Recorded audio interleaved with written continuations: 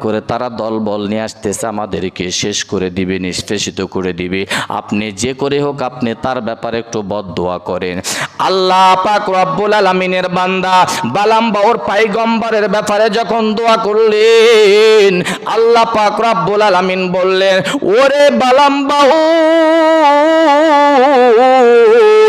আমার পয়গম্বরের ব্যাপারে তুই বদদোয়া করেছস, এবার মজাটা বুঝে নে, এবার সমস্যাটা কি হবে, এবার তুই এবারে পরীক্ষা করে নে।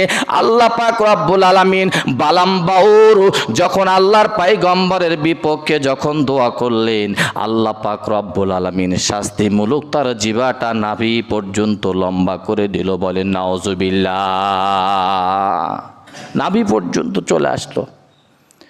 আলে এখন পয়গম্বরের ব্যাপারে দোয়া কর, বদদোয়া করে দেখ। যখন এই অবস্থা হয়ে গেল, জাব্বার জাতিকে বললেন, ভাইজান আপনারা আমাকে কোটি কোটি টাকা দেন, আমি একটা সিগনেচারের বিনিময়ে আপনার চাকরি হয়ে যাবে। আমি আপনার থেকে কোটি টাকা সংগ্রহ করলাম, খেয়ে নিলাম, আত্মগোপন করলাম, আপনার চাকরিটা হয়ে গেল। এবার বলেন, যে লোকটা আত্মসাৎ করলো 1 কোটি টাকা, এই টাকাটা কি হালাল হলো না হারাম হলো? এটার নাম কি আপনারা বলেন? ঘুষ। কি নাম?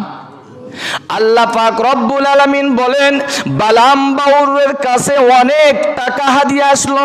বালাম বাউর বলল, না না না, আমি একবার বদদোয়া করে আমার জিহ্বাটা নাভি পর্যন্ত চলে আসছে, আমি তোমাদের টাকা যদি গ্রহণ করি আবার যদি বদদোয়া করি তাহলে আমার বিপদ অনিবার্য।